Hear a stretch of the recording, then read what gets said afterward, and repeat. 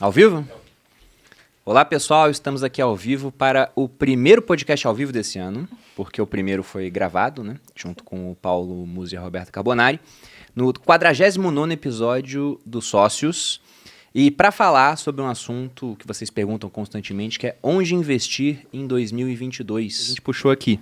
Você falou de fundo imobiliário, por exemplo, e muita gente adora fundo imobiliário porque a maior parte dos fundos dão um pagamento mensal, né? O pessoal adora isso, é uma fonte de renda nova, que eles pegam ou para gastar ou para reinvestir nos próprios fundos ou em outros ativos. E o Breno falou que prefere ativos de crescimento, ligados à sua idade também, mas eu prefiro ativos de crescimento porque eu acho, por exemplo, e é difícil ir contra esse raciocínio, que o Mark Zuckerberg é um cara que aloca capital melhor do que eu. E o Facebook é uma empresa que não paga dividendos. O pessoal fala, mas por que eu vou investir numa empresa que não paga dividendos? Veja bem. Você acha que ele aloca ou que ele não aloca? Aloca, melhor o capital. Porque ele é bilionário, pô. Se eu fosse mais esperto que ele, por que eu não sou mais rico do que ele, entendeu? Tudo bem que ele não comprou Bitcoin no valor que eu comprei. Né? Mas, em todo caso, se ele me der dividendos do Facebook, eu vou pegar aquele dinheiro e não vou investir tão bem quanto ele lá dentro está investindo. Então, não me importa que a Amazon não pague dividendos, que o Facebook não pague dividendos, ou que as startups que a gente coloca no portfólio não paguem dividendos, porque eu sei que elas vão investir esse capital muitas vezes melhor do que eu faria sozinho. E por isso que eu não gosto tanto de fundo imobiliário hoje. Porque fundo imobiliário ele tem uma dificuldade para crescer, porque ele é obrigado a distribuir quase todo o resultado dele. Semestre. Nossa, sobra não sabia que era 5% tudo na mão isso. dele. Como é que você faz com 5% para crescer? E toda hora para crescer, o cara tem que captar mais dinheiro no mercado via subscrição. E falando sobre, não sei se investimento de crescimento entra nisso, e já entrando na pauta do empreendedorismo, eu, por exemplo, e nas minhas empresas hoje, a gente não tira nada de lá. Não tira nada. Que a gente cresce, ganha, a gente reinveste na empresa, e hoje em dia, inclusive, pensando no potencial das minhas empresas, sabendo que eu posso fazer elas crescerem, eu quero investir ainda mais dinheiro, não só o que elas deram de lucro, eu quero aportar mais dinheiro das outras coisas que eu ganho. Então, isso também é um investimento. Sim. Eu até ia entrar nessa pauta, que é a seguinte. Uma vez, eu não lembro quem falou isso, mas quando a Selic estava nos idos de 2015, 2016, em mais de 14%, em 14,25%. Teve gente falando, com essa taxa de juros, é para o brasileiro não fazer mais nada em termos de empreendedorismo, né? Você vai correr risco, ao invés de emprestar para o governo para ganhar juros tão gordos. Esse é o paradoxo. Pois é. E aí eu ia perguntar, pensando em atividade empreendedora, com essa taxa tão alta, você está pensando em investir mais nas suas empresas, mesmo podendo ganhar um dinheirinho em renda fixa ali, tranquilo? Com certeza. Mesmo com incerteza eleitoral? E se o Lula proibir os vibradores no Brasil? Será que ele é capaz de fazer isso? Não. Safado. Ele Duvido. deve usar vibradores. Aquelas... Não, mas eu acho que as minhas empresas têm alto potencial de crescimento e quanto mais... Muito mais do que a taxa de juros. Muito maior, não, sem dúvida alguma. Por isso que eu vou reinvestir meu dinheiro nela, inclusive. Mas você entende que várias pessoas podem ter uma opinião diferente quanto a isso, né? Sim. Porque os seus negócios são baseados, ainda que físicos, em internet. E eles têm um potencial de crescimento muito grande por conta disso. Agora pensa no cara que é dono da padaria. Sim. Que ele estava pensando em abrir uma nova unidade para ter um retorno de mais ou menos uma margem líquida ali de, sei lá, 10%.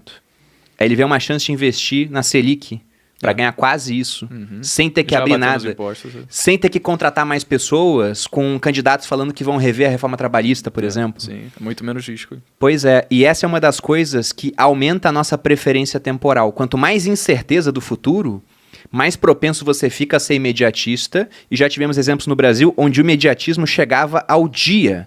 O cara ia no final do dia fazer a fila para deixar o dinheiro no overnight e no outro dia tirava o dinheiro. Então era dia a dia e ninguém pensava no longo prazo. Então, quanto menos incerteza, mais pensamento de longo prazo a gente tem e maiores tendem a ser os retornos no final das contas, né? Total. Cara, eu concordo muito com a visão de vocês sobre, você falou, fundo imobiliário e tal, eu prefiro ativo de crescimento. Eu também prefiro ativo de crescimento.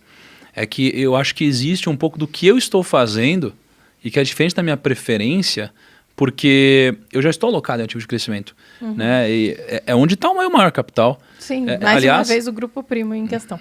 Exato. E até excluindo o Grupo Primo é onde está o meu maior capital também. Então, assim, o que eu acho interessante, o Perini falou uma coisa no começo do episódio aqui sobre olhar para os mercados onde você tem menos...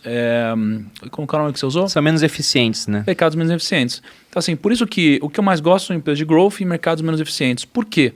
você tem menos gente arbitrando. Cara, quando você olha para um Itaú, você tem um monte de analista grande fazendo valuation do negócio. Né? Quando você olha para uma empresa pequena, você tem muito pouca gente olhando, porque um analista nem pode fazer esse papel, já que se ele falar, cara, os fundos que seguem ele nem podem alocar se não comprarem a empresa inteira. Então aqui é onde eu acho que tem as maiores oportunidades. O problema não é um jogo para qualquer um, porque é um jogo onde você precisa saber o que está acontecendo. Você precisa ter experiência, porque senão você pode também pagar muito caro. Né? Então é o que eu mais gosto, né? O mercado de empresa de crescimento. Só que o paradoxo aqui é que essas empresas foram as mais afetadas com a alta da taxa de juros. Porque como essas empresas em geral não geram caixa hoje, elas vão gerar caixa no futuro, como que a gente chega no valuation? Como a gente chega num preço de uma empresa? A gente vai pegar o fluxo de caixa que essa empresa vai gerar hoje, no ano que vem, no outro ano, no outro ano, no outro ano. Então o maior resultado de uma empresa de crescimento está no futuro, porque ele ainda não aconteceu. Então eu vou ter que pegar todo esse resultado que ela vai gerar no futuro e eu preciso ver quanto que vale R$1.000 daqui a 5 anos. Quanto que vale R$1.000 daqui a 6 anos. Quanto mais para frente, menos isso vale, porque a taxa de juros está alta. Então o custo do dinheiro está alto. Quando o custo do dinheiro está alto, é o que você falou, eu vou abrir menos padaria, eu vou investir menos, né, em empreendedorismo. Então essas empresas foram as que mais sofreram. Tá? Então assim, é realmente o que eu mais gosto de fazer. E quando a gente olha para negócios, acho que a gente tem que ter uma lógica, né, de investimento, onde a gente tem que olhar para uma métrica. Né? O ROI é uma métrica muito interessante para quem tem negócio. Poxa, quanto de retorno você consegue trazer ao acionista, que geralmente é você quando você tem um próprio negócio? O retorno geralmente é lucro líquido sobre patrimônio líquido. Então, quantos % de retorno você consegue gerar no seu negócio e comparar isso com o quanto rende uma renda fixa. Né? E eu acho que essa conta as pessoas não fazem. E o caso da padaria, isso daqui me traz uma reflexão do porquê na minha tese eu gosto de negócios de alta margem. Cara, eu só invisto em negócio de alta margem. Ih, caraca. O Thiago chega assim, né? Só, vai chegando. O Thiago já foi um homem mais simples, já né? foi, agora ele tem Aí tá aqui. que servem ele. Posso falar Obrigado, o que cara. são os pratos? Pode, com Caviar certeza. de beluga. Mas Cara. beluga da Rússia, né, pessoal? Não é Não, qualquer deixa a gente um. ouvir. Qual que é o Eita, menu nós. do Thiago? É um hambúrguer? Cara, Rapaz! olha isso. Tá fácil fazer essa dieta, hein? Ó, um hambúrguer saudável. Já emagreceu de quantos tilápia. quilos, cara, desde que começou a 9 mudar a quilos. alimentação? 9 quilos? comendo hambúrguer e pizza. Caramba. Arrasou. Parabéns. Obrigada. Obrigado, Fabio. O pessoal ficava falando. Putz, o pessoal vai jogar. Explica pro pessoal só pra dar Não, deixa eu só falar não que o parecer pessoal eu sou ficava arrogante. assim, Malu, o Thiago tá fazendo materializa? Não, mas mais ou menos. Não, mas indiretamente. A Malu é uma grande incentivadora, né, Eu Malu? sempre falo, é verdade. isso. Exatamente. Não, mas eu acho que o Thiago, dessa vez, ele tá acertando muito bem. Ele tá fazendo uma dieta onde tem um chefe que faz toda a comida dele, por isso que ele tá referenciando sobre comer hambúrguer e tudo mais. E uma coisa que eu falei pra ele desde o início, e que eu acho que dessa vez vai dar certo, é: Thiago, antes você fazia tudo muito restrito, e agora tá fazendo uma comida gostosa, não é Exato. mesmo? É que o tá Thiago comendo tem- bastante proteína, um aporte proteico, então, bem legal. Acho que agora vai. É que o Nossa. perfil do Thiago são os desafios, né? Tipo, É, você ele fala, adora cara, vamos desafio. começar a malhar? Ele, sim, 90 dias seguidos, às 5 da manhã. Olha que massa isso. Olha, arrasou. Olha esse hambúrguer. Não, cara. bonito O hambúrguer. pessoal que acha que Nossa, pra fazer cara. dieta tem que comer ruim, Ai, meu Deus, dá tá uma enganado. E outra coisa também, se vocês quiserem, o Materializa está aberto, primeira chance do ano pra vocês começarem com o pé direito. O Thiago não tá fazendo Materializa, mas poderia. Mas, Thiago, aproveitando o seu comentário, por exemplo, até eu fiz um vídeo ontem sobre análise de ações e mostrando como é que a taxa de juros impacta muito na decisão que a gente vai tomar de onde investir. Citando um exemplo aqui de uma empresa, que eu até tenho na minha carteira há bastante tempo, né? Vivo. É uma empresa que participa de um oligopólio no Brasil, são poucas empresas que fornecem os serviços que a Vivo fornece. Ela tem um alto poder de remarcar preços. O que é isso, né? A inflação está em 10%. A Vivo vai e reajusta a minha conta, que também sou cliente, em 10%. E uma vez até eu fui ligar, né, para ver se eu conseguia reverter isso, estava com tempo sobrando, naquela época que eu era um bom Vivan. Aí liguei para Vivo, fui lá, tecla 1, 2, 3, 4, daqui a pouco eu quero uma gravação, você está ligando porque sua conta aumentou. E Ah, é foi isso ótimo mesmo. isso. Até logo. Foi basicamente isso. Eu gastei uns 20 minutos, caí nessa gravação e eu falei, cara, não vou ligar de novo, né? O aumento da conta é tão pouquinho, assim, dentro do que a gente ganha hoje, que não vale a pena. Mas aí eu até comprei mais Vivo depois disso. O Falei, pior olha o poder de remarcação de O preço que pior os caras de têm. tudo é que não faz muito tempo. Isso faz Foi um em ano e meio. 2019, isso. Foi, já Em era 2019. pandemia, eu acho. Não tinha começado a pandemia ainda. Mas Mas Vivo, peraí, por exemplo... Você ligou, você falou isso e eles ligaram na sua cara? Não desligaram, era uma gravação falando... Foi isso. Você ligou porque sua conta aumentou. E ela aumentou mesmo. Foi tanta. Tenha um bom dia. Foi isso. Não falei com ninguém no final. Daí eu falei, caraca, eu fiquei transferindo não sei o que e não resolvi nada. Mas por que eu tô citando aqui o caso de Vivo? Vivo era mais atrativa antes dos juros estarem mais altos do que agora. Porque...